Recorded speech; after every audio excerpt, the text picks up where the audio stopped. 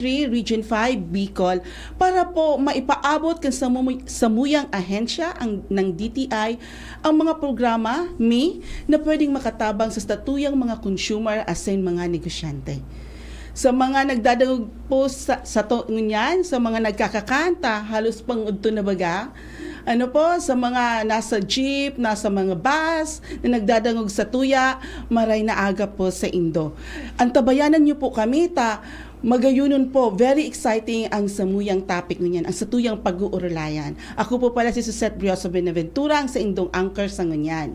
Kasi si Miss Bemberango po ay nasa Catanduanes, team dyan sa Catanduanes. So, ang magayunon po at very exciting ang satuyang topic, ang satuyang pag-uurulayan. Inyo po ang Orgulyo Can Bicol Trade Fair. Ang Orgulyo Can Bicol Trade Fair po, iyo po ang Orgulyo Can DTI. Tingni po ang sinasabing saro sa longest running trade fair in the Philippines. So magayunan po siya na ang trade fair, ang isinishow po dyan ang mga best among the best Philippine products o Bicol products. Ang satuyang mga guest po ngunyan, dakul-dakul po ang satuyang guest ngunyan para po i-promote ang Orgulyo Can Bicol. Nandigdi po ngunyan si Sir Jolo B. Bobadilla, ang OIC Section Head ng IDD, ng Business Development Division kan DTI. And then, nandidi man po ang satuyang, may tatlo po kitang MSMEs. Ini po si Morava Foundation Incorporated, ang represented po by Robert Moray, kan chairman ng Morava Foundation, at ng operations manager si Miss Lori Banyas. Nasa Zoom din po, sarunin po sa ang MSME natin guest si Miss Rochelle Briones ng RCB Craft and Designs. Nandiyan din po si Maria Teresa B. Palses ng Pilinat Candy and Pastries. So, nandun din po si Miss Tet. Okay po? Hello Miss Tet, ang OIC Division Chief ng Albay. Hello po si Indo Gabos. Maray na aga po. Maray na aga din, Ma'am Suzy. Okay. So, inutunta na po ang Mr. Jolo. Sir Jolo, pwede mo pang ipaliwanag sa mga kung ano ba ining Orgulyo Can Bicol Trade Fair? Ayan, sige. So, maray na aga po sa gabos na nakaantabay. So, ang Orgulyo Can Bicol Trade Fair, sabi nga ni po ni Ma'am Suzy, na saro sa pinakahalaba or pinakahaloy na trade fair nationwide. So, saro ining marketing event kung saan gabos pong mga kliyente kang DTI or ang mga medium small entrepreneurs and micro small medium entrepreneurs na asistiran kang samuyang department samuyang ahensya na mag-display o mag-showcase sa iyang mga produkto sa sarong event area. Sangunyan po ang napili po kang DTI regional office is ang Shangri-La Plaza in Mandaluyong City. So medyo durdakula po ining market since ang mga parabakal tapo duman is mga talagang mga high end. So that's why ang mga kabali po digdi sa tuyang trade fair is mga high caliber din, mga export quality products and mga flagship commodities kan sa tuyang region. Wow. So ini po sa Shangri-La pirang beses na kitang naging venue ang Shangri-La? Nag-start po ining Shangri-La way back 2018. So, kang 2018, very blessed siguro ining sa tuyang Orgulyo Can Bicol Trade Fair in-invite lang sinda to be a guest sa 2018 man na Orgulyo Can Bicol pero bako po sa Shangri-La in a different place. So, nagustuhan kang mall manager and nagsurat sa tuya na gusto man nila magkaigwa kiarog itong klaseng trade fair. However, duman daw sa Shangri-La. So, in good nagkaigwa kami kimaray na pag-urulay-ulay, nagkaigwa kimaray na terms. So, duman po nagpuon ang relationship ni DTI Regional Office with the Shangri-La Plaza. So, since 2018, that's already pira na. 6 years. 6 years na po kitang nag-trade fair sa Shangri-La. Okay. So, dati, ang sabi mo 2016 tayo 2018. 18, yes. Pero dati saan kita? Dati po sa ano kita, SM Mega Mall ang Okay. satuyang ano. Pero igwa pa man po giraray na OKB in Mega Mall. So bali ang duwang grand na trade fairs tiga piga implement po kang DTI Region 5 is in Shangri-La and in Mega Mall. Okay. Sinabi ko kanina, Miss Sir Jola, na longest running trade fair in Yes. the Philippines. Ayan. Talaga, kinlaim talaga namin yan. Longest running trade fair in the Philippines, ang Orgulyo Can Bicol. Ilang taon na ang OKB Trade Fair? OKB Trade Fair is running since 1997. So 27 years na po ang Orgulyo Can Bicol. Okay. So longest running recorded trade Okay, fair. legit yan, ha? Yes, legit yan. Pagkatapos, since 27 years na, ano yung mga pagbabago? Kasi syempre, may mga, may mga parokyano na yan eh. Yes, May correct. mga institutional buyers na dyan na parokyano na since 1997, hindi lang institutional buyer, pati mga customers, na nagdyan talaga na inaabangan ang Orgulyo Can Bicol Trade Fair. So, sa ngunyan, since 1997, 27 years na ang naglipas, ngunyan 2024 na, ano ang pagbabago kan Orgulyo Can Trade Fair? So ang pinaka major na nagbago talaga sa Orgulyo Can Bicol is nailing po kang DTI Region 5 ang paggrow kang sarong MSME na nagpuon sa baba na as in nagsakat as in maging sarong exporter.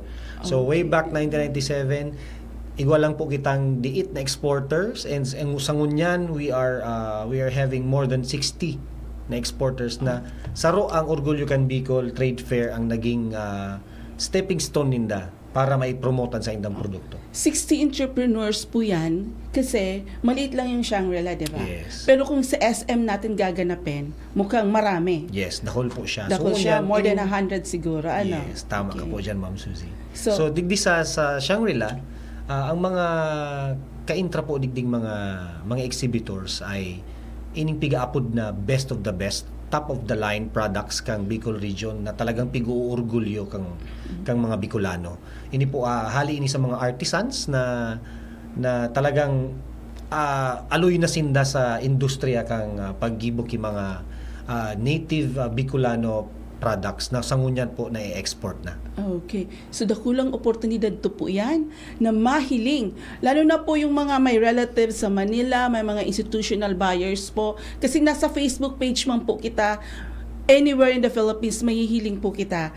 Or anywhere in the world, mahihiling kita. Kasi Yes. nasa Facebook page tayo, Candice GB. So, sa mga nagdadangog po, mga taga Manila po, mga institutional buyer, isni po sa ang dakulang oportunidad na mahiling ta, mamidbidan ta ang mga proprietor mismo. Walang second person, Oh, walang middleman, walang kumbaga. middleman. So nandyan talaga sila mismo ang inyong mamimit.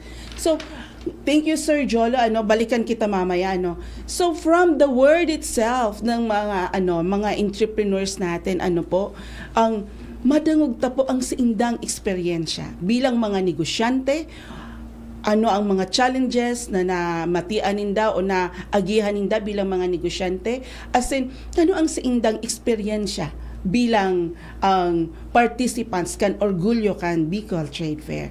So inutan ta po yung nindigdi si Murava Foundation Incorporated. Okay. Hello Bob, hello Lori. Hello po, maray na aga. Okay. Si Bob po, nakita niyo po, si Bob po ay foreigner, Australian. Tama ba ako, Bob? So, nandito po siya tumutulong po sa ating mga kapwa Bicolano para nagtatabang po sa satuyang mga Bicolano para po mag-igwaning negosyo. As in, matawan kikabuhayan. So, maski si Isay po, anyone can answer. Maski si Isay pwedeng magsimbag. Ano po ang Moraba Foundation? What is Morava Foundation? Well, I established it in 2008. It began with sponsoring kids out of slums in Manila and taking them through to higher education through college. And that brought me, I was living in Hong Kong at the time, that brought me to live here by 2010. And then I saw the opportunity where these people in the slums came from. I saw the opportunity in the farming communities where they came from to make a bigger difference. So that's how Morava Foundation started. I wanted to start a foundation, and I was led here. It's a long story. I came to Camerleague, to Barangay Sewer in 2010. And we started working with the farmers at that point in time to try to take them out of poverty, because the farms are so small and their produce is just not enough to really give a good income to the family. So that was a struggle, but we did work on the school there, the health centre and places like that. We improved a lot of the facilities and worked with the farmers with loans, etc. But it was 2017, Laurie? 15 that we were introduced to cacao, and that's like manana from heaven, because I mean you plant cacao trees with coconut trees, and you've got these small coconut farms, and you can add 5 cacao trees to each coconut tree and increase the income of the farmer by at least 4 times. So we loved that idea, and that's what we did, and we've planted over 30,000 seedlings with more than 500 farmers now. And we've got buying stations all over Camerleague, Gunabattan region. And we promised to buy their harvest. That was interesting. We had to learn how to make chocolate, which we did, and which we have got, and which we are now selling very successfully through retail. And the story goes on. I mean, really now we're looking at export. We've got a big harvest coming in, and we've got to look outside of the Philippines for our sales now. Very inspiring yung kwento, Yes. Kasi sabi nga ni Bob, Bob, naintindihan mo ako, Bicol. Para pa, okay. Sige, Lori, mo na lang, Yes po. i-interpret mo na lang kay Bob. Para sa mga nagdadalog sa tuya, ang sabi po ni Bob, nagpuon ang Morava Foundation as a charity work. Tama ba? Yun po, until now. Until now, pero nagpuon sila as a charity Yes po. somewhere in Manila. Yes, in Okay. Marikina po. In Marikina. Ngayon na dara siya digdi sa Kamalig, sa Suwa, Kamalig, Albay. Ang Morava Foundation, according po kay Bob, ay nakalocate sa Suwa, Kamalig, Albay. Nag-ooperate na po sinda ngunyan ng negosyo ng kakao. Yes. Nagigibo po sinda ng tsokolate na hali sa kakao. Okay? You operate a business producing chocolates coming from cacao. Yeah, and all the profit, I should say, goes back into the community. At gabus pong profit na duduman po sa community. Ngunyan, sabi niya po ni Bob, may 400 families, more than 400 families na silang More than ina-assist. 500. So tama po yun, sabi nga po baga, Bob, don't give them the fish, teach them how to fish. That's it. Yun. So, yan ang magayon na ang quote na sa ngunyan na aldaw. So, ngunyan, Bob, Lori, ikaw naman, Lori, nag-join ka mo sa Orgulyo Can Bicol Trade Fair. Ilang taon na kayo sa Orgulyo Can Bicol? Kung day po ako nasa sala, pang-5 na po ngunyan na taon. Wow, pang-5 na. Opo, kung day po ako nasa sala, na-excite kaya ako kakabilang ka sa bago pa si Rigdili. Pero ang basis na ba? Sa bilang ko po, pang-5 na. Oo. So, ibig sabihin, nag-i-enjoy ka mo na mag-entra sa Orgulyo Can Bicol? Actually po, bago po ining 2024, makulitan pa ako sa DTI. Sabi ko, pwede po makahagad extra pa na booth. Gusto mi talaga mai-presentar ming maray ang produkto mi. Pero po sa kadakulan, nasabutan mi sa kadakulan po talaga kang MSMEs na tigtatabangan po kang DTI. Dahil na po kami natawan kisarok pa. Pero maugmahon po talaga kami dahil digdi po kami nakakakuaki mga magayuno na customers and buyer, and sa mga buyer mi po sa Manila, ugmahon nun po sinda, taharaniho na sinda sa Muya. And sa mga Bicolano po na yaon po nagre-reside sa Manila, balik-balik po sinda sa Muya. Nagko-contact sa Muya sa Facebook or sa nag-a-upload po sa Muya, arin ka mo grari mabalik sa Siyang. Iyan po permi ang nadadangog mi. So dakulaan po talagang tabang sa Muya ang OKB. So, big sabihin po, ang Orgulyo Can Bicol po, saro po sa nakatabang. Orgulyo Can Bicol Trade Fair, saro po sa nakatabang para mag-continue, as in masustain ang negosyo kan Morava Foundation sa paggibo ki produktong tsokolate na gibo sa kakao. Yes. So, okay. Hello, Mr. Shell. Hi. Hi, Suzette. Okay, Good morning. Mr. Good morning Shell. dyan sa inyo sa studio. Okay. Mr. Shell, eto si Mr. Shell, non-food to di ba?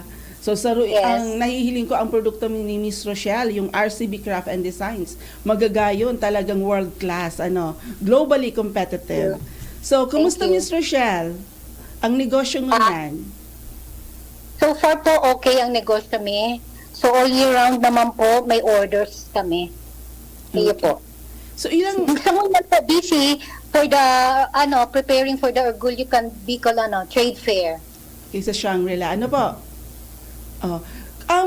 Mr. Shell, ilang taon ka na ang nagjo-join sa OKB? Since 2008 po, I have been joining Orgulyo Can Bicol Trade Fair. Ayan, so more than 10 years na, 16 years na nagjo-join. So from Mega Mall, then napunta ng Shangri-La. So ayun, okay naman. So, Mr. Shell, ano ang igwa sa Orgulyo Can Bicol Trade Fair na sige-sige da ika nagpupundong mag-intra for 16 years? Number one doon is brand awareness.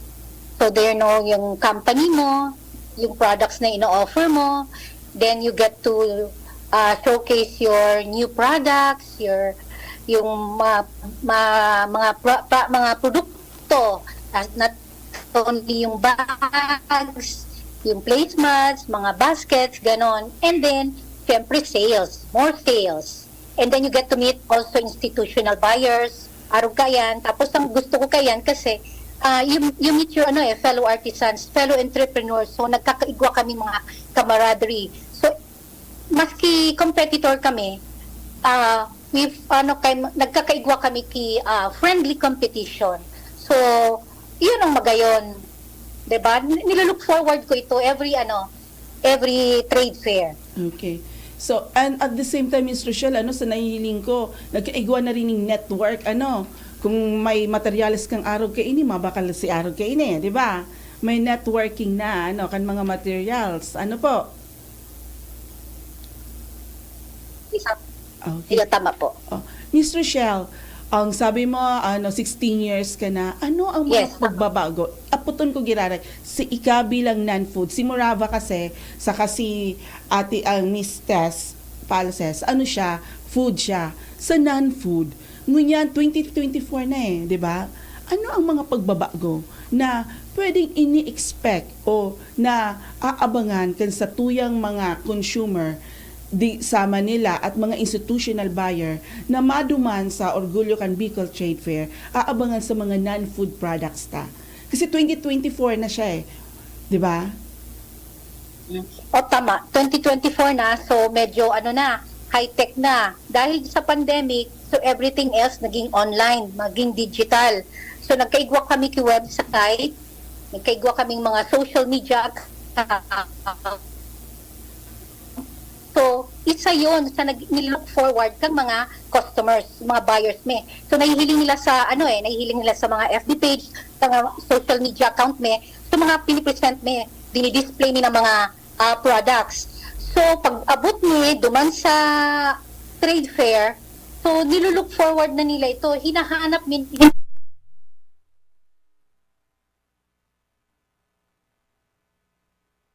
Kasi, di man kami mabalik-balik sa OK